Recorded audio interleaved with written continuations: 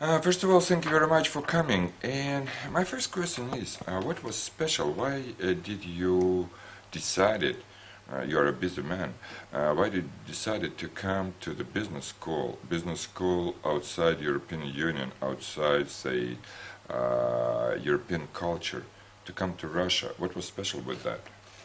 Well, I certainly consider Russia to be very much part of Europe, and actually cannot imagine Europe without Russian contribution. So I was very much looking forward to come this time to Russia with the question how to come in dialogue with you on the issue of art and business. I was in Russia before, many times. But this time it's a business school. This time it's a business school, and I am very, very pleased that we are now on this level, because business is, of course, what is at the moment on Russian people's mind, and not only in Russia, everywhere. Business is the most important factor of life in this modern culture. We live in an economic culture.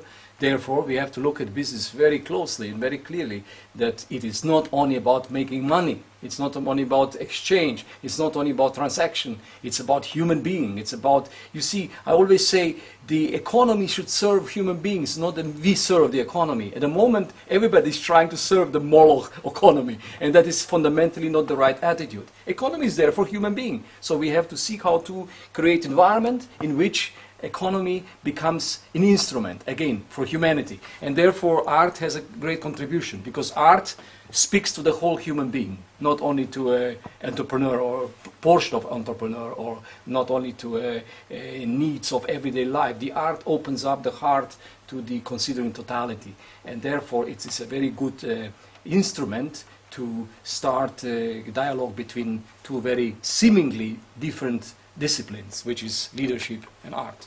And could you give probably some examples how art could influence business and vice versa? Probably it's very essential for a human being to understand when and how he could use these tools. Well, this is a very good point you make, vice versa, because I know out of my experience that since I have been working with executives in big companies, I learned a lot. I'm always learning more and more, because there is people who really run great companies with responsibility. These are great leaders. These are people who really have to go way beyond technicalities of just being engineer or anything, specific. So the example is that in our time, where everything is changing so rapidly, it is crucial to learn how to act out of the moment with whatever is happening. So how to answer the future that is so rapidly descending upon us. So we cannot use much of our learnings from yesterday. We must actually be ready for a surprise every moment. So that kind of mobility. And the other thing that art can teach us is to be very much involved with whatever you do, but at the same time you are observer. This is called usually emotional intelligence. But we talk these things, we have terms, we have concepts for that, but we don't have tools to implement that.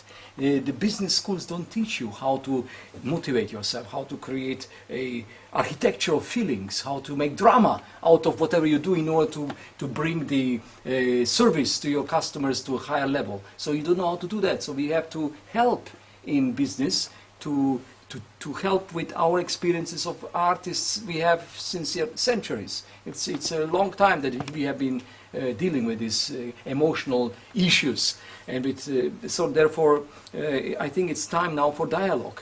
And now talking about Russia, it's something very special here in play. I am convinced that Russia has contribution to the world that goes way beyond economy.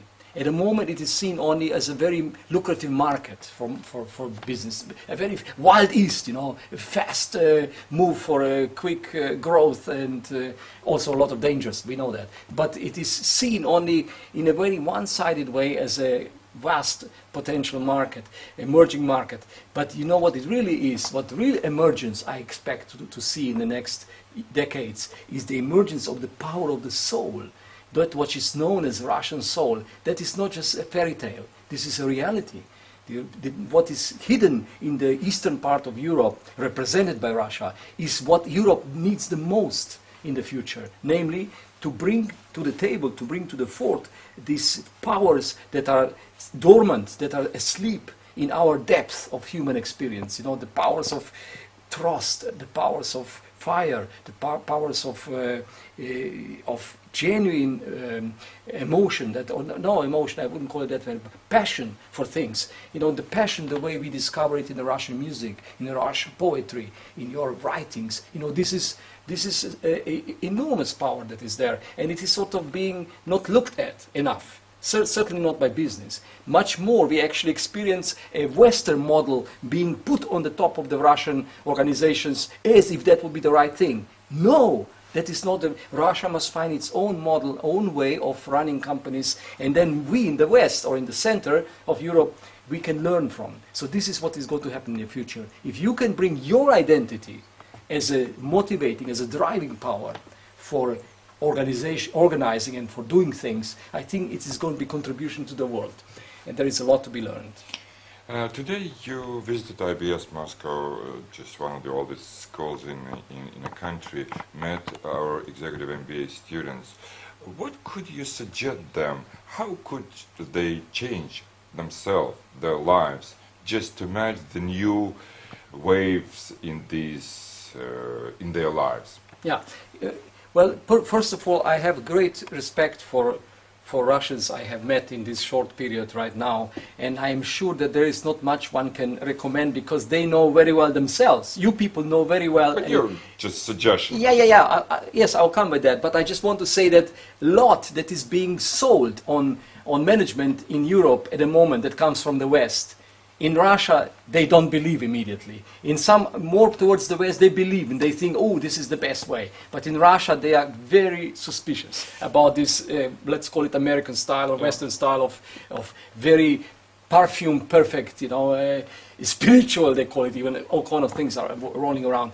They are very suspicious in Russia, with good reason. I think it's the right kind of intuition to not just take everything that comes from other places. You have to find your, as I say, your identity, your way of doing things, and then you will take what's useful from the others. I'm sure that you can choose very well. So I would recommend, and if we can have opportunity to do some more work together, I don't feel like coming here and teaching something. I feel to come here and ask to help give birth something that is here, because that is the attitude I would like to develop by working in Russia. Not to come and with yet another model, but actually to come with arts, because you have so much art here, so many artists, so much power of art.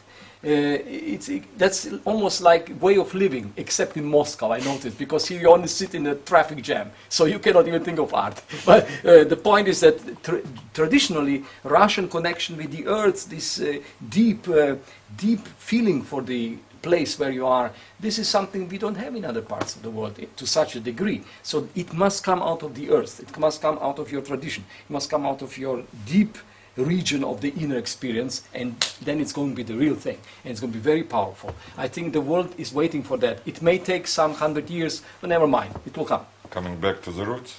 Coming back to the roots, definitely. Thank you very much. It was really my pleasure and our pleasure just to meet you, and I hope that very soon we will start another project which will benefit just not only for our students, but for you and for the friendship of both our institutions. Thank you. I would like actually mention by my role that I play in addition, it's honorary role. I'm country ambassador of Slovenia, and I would like at this occasion give the greetings from our people. As you know, there is already such a great connection with the School of Management in Bled, Danica Purg, so I'm very pleased to see this bridge getting stronger and stronger of exchange between Russia and Slovenia. Thank you very much. Yeah. Thank you.